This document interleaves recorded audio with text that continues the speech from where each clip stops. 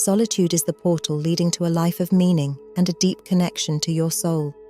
Whether we define ourselves as seekers of solitude or are enforced into periods of loneliness by external forces, opening this portal means allowing ourselves to exist in the limitless territory of our inner world. How can solitude help better our present lives? Solitude can guide us to living a life of meaning through the understanding and exercise of our inner worlds. Solitude provides a unique chance to deeply connect with the human experience and gain profound understanding. Solitude connects us to our spirituality, and this gives us the understanding that we are all connected. The power of solitude does not separate us, it unites us to our highest purpose. It also has the power to awaken the creative genius that lies dormant within us all.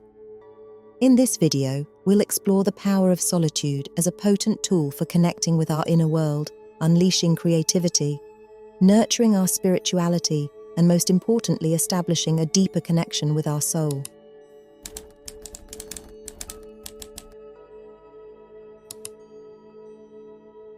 Loneliness and solitude, are they truly one and the same? This question often arises when pondering the distinction between the two. Solitude and loneliness may seem similar at first, but they are actually quite different. Solitude is when you choose to be alone and enjoy your own company, whereas loneliness is when you feel alone and disconnected, even when you are surrounded by people. Solitude can be a positive experience as it facilitates self-reflection, creativity, and spirituality. In comparison, loneliness can be described as a distressing experience of absence that prevents one from fully experiencing oneself.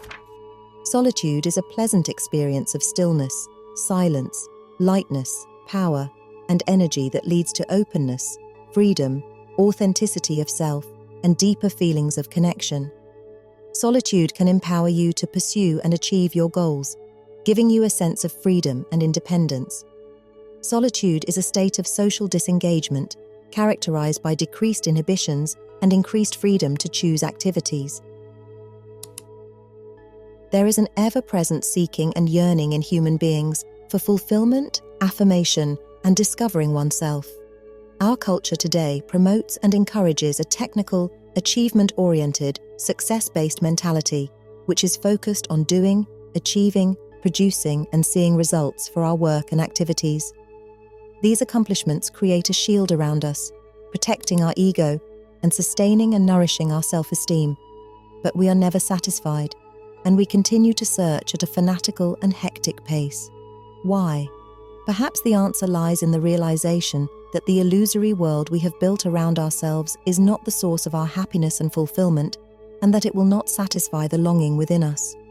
Only when we take the risk to let go and begin to chip away at the shield, to delve into the depths of our own being, into the solitude of our hearts, in simplicity and silence, will we find unity and wholeness of being with ourselves, with nature, and with other human beings. This does not mean that every person should give up their achievements and success, but rather to recognize that the true source of happiness and fulfillment lies within us and not in the external world. Solitude, or being alone, has a certain mysterious and unknown quality that makes it desirable for some, while for others, the thought of being alone or feeling alone is frightening and undesirable. During this journey towards this ultimate moment, a person travels both alone and with others as a member of a community. The quality of this community and the compassion and understanding he brings to his relationships on the journey will depend on the depth and quality of his moments of solitude with himself and his innermost being. When a person becomes aware of their own individuality, it allows them to connect with others on a deeper level. This connection takes place in the heart, at the core of their being, where personal growth and the development of meaningful relationships occur.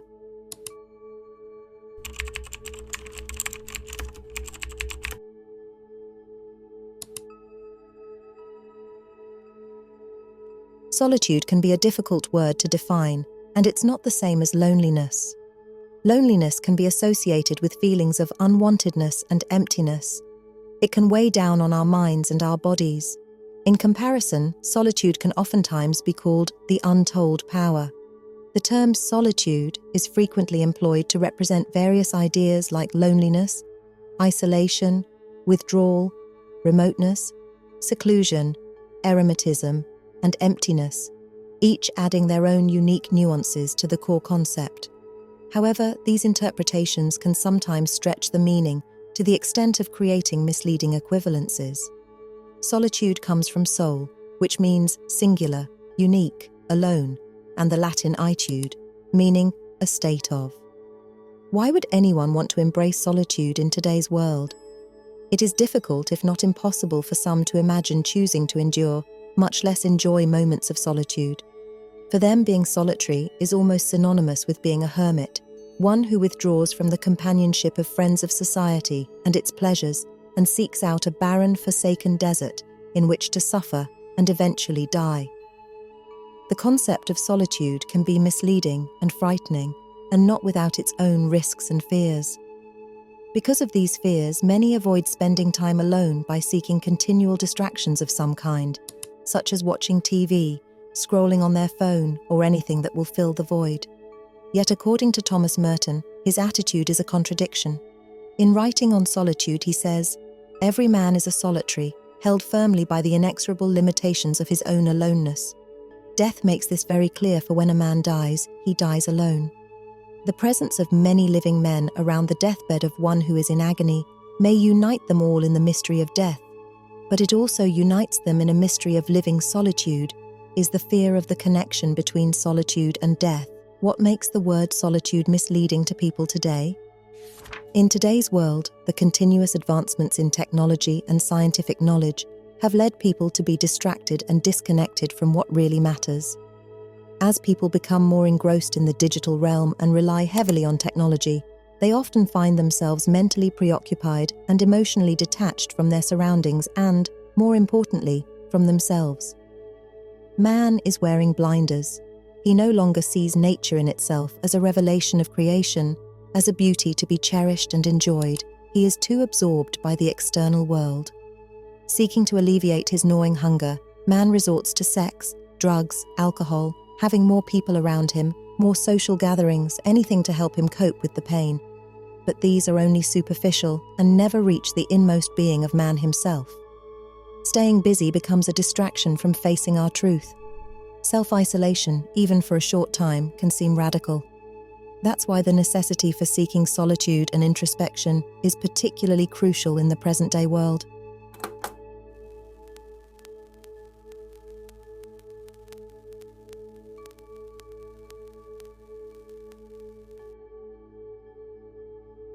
When you see someone in the distance, you may initially be able to determine only that they are a woman and not a man. As they get closer, you start to notice that they are fair-skinned rather than dark-skinned, young rather than old. But it's not until they get much closer that you realize it's Mary and not Jane. At each step, you are able to recognize certain characteristics, female, fair-skinned, young, and eliminate others, male, dark-skinned, old, until you know it's Mary. This process of differentiation is achieved by gradually isolating Mary from the broader perceptual field. In doing so, you make her stand out on her own, distinct from everything she is not, as a unique individual existing in her own right. By withdrawing from the world and isolating yourself in solitude, you can gain a clearer understanding of what sets you apart from others. This self-imposed separation affirms your existence and allows you to better comprehend your own identity and purpose in life. Solitude liberates you from societal influences, enabling you to become independent and discover your own path and voice. Gautama's final instruction to his community was this: "Be islands to yourselves, let yourselves be your only refuge. Let the Dharma be your island, let the Dharma be your only refuge." An island is a piece of dry land rising above yet surrounded by water. It is both isolated and insulated. By integrating the values and practices of the Dharma into your life, you create a refuge from turmoil, a solitude where you can dwell in non-reactive emptiness of mind. This solitude is nirvana itself, a lucid space of freedom where you can respond to the world without being flooded by reactive desires, hatreds, fears, and opinions. In other words, solitude offers clarity and the mental space to introspect, think, and reflect on things that matter to you without distractions, and to plan your next steps. Solitude helps one to reconnect with their own values and goals, and to understand themselves better. And this helps one make better decisions regarding the direction of their own lives. Spending time alone allows me to stay connected with my own desires and goals, even when I am surrounded by others. That's why I make it a point to have several hours of solitude every day. It gives me the opportunity to reflect on my life and where I want to go in the future. Sometimes I need to go weeks without much social contact to figure things out and make decisions that are best for me and the people I care about. This extended period of solitude helps me clarify my next steps based on my long-term goals, values, and priorities, so I can make important decisions confidently. By removing myself from distractions, I can focus on my inner thoughts. Once I have gained clarity, I will re-engage with a clear understanding of what needs to be done and, more importantly, why I'm doing it. Solitude provides the mental space to align thoughts, emotions, and actions with one's true self and values, without interference or distractions from the outside world. It allows me to stay true to myself and live a purposeful life with confidence.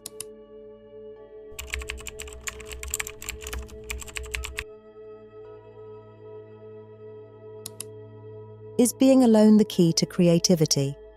The majority of poets, novelists, composers, and to a lesser extent painters and sculptors find themselves spending a significant amount of their time in solitude.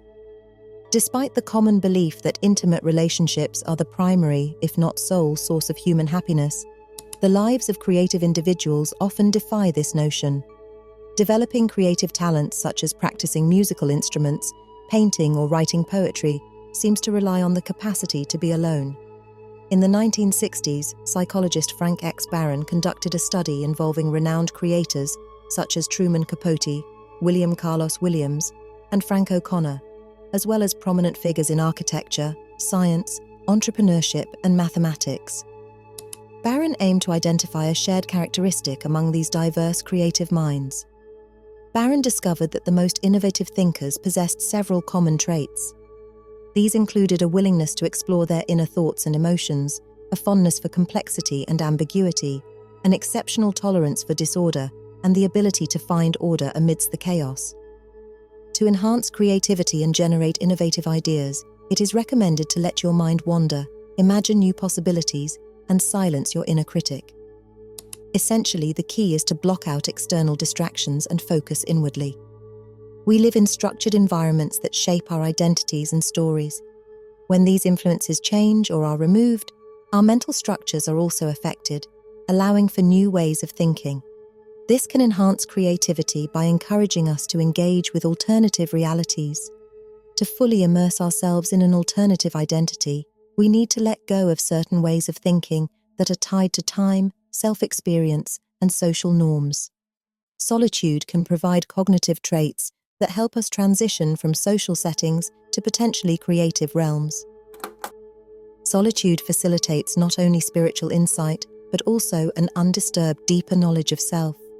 Solitude connects us to our spirituality, and this gives us the understanding that we are all connected. It unites us to our highest purpose. Human beings easily become alienated from their own deepest needs and feelings, losing touch with their inner soul. Discovering who you truly are at your core and understanding what ignites your soul is made possible through moments of solitude. It is in our solitude that we discover the depths of our soul. Solitude is often associated with enhanced spirituality, as documented cases have shown. Religious mystics and prophets such as Buddha, Muhammad, Jesus, and Moses have reported experiencing divine communion during solitary moments. Solitary meditation is a common practice among nuns, monks, and devotees of various religions. In tribal cultures, adolescents go through solitary quests to achieve higher levels of consciousness as part of their rites of passage. The connection between solitude and spirituality has been extensively researched in religious solitaries from various cultural backgrounds. When individuals experience relative freedom from social constraints and lowered inhibition in solitude, they can focus on spiritual matters. Solitude enhances their ability to contemplate their position in the universe and their own thoughts and desires.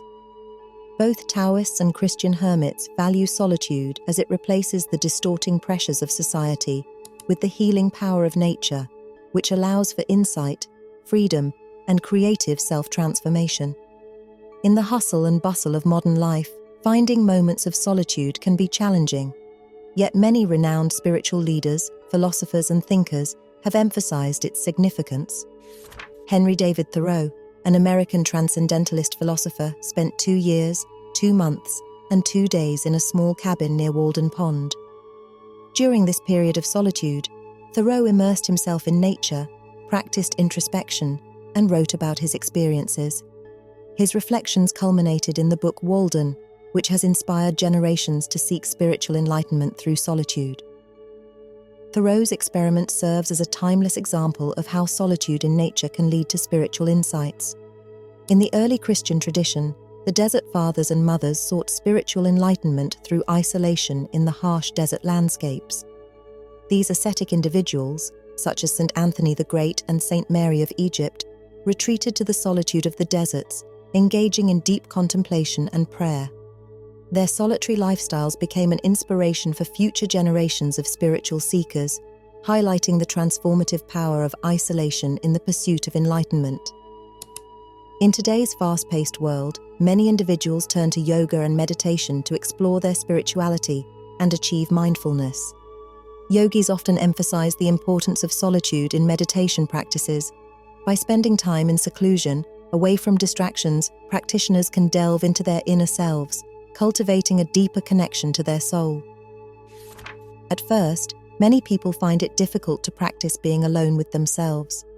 In fact, it may require some effort to break away from old habits and establish new ones.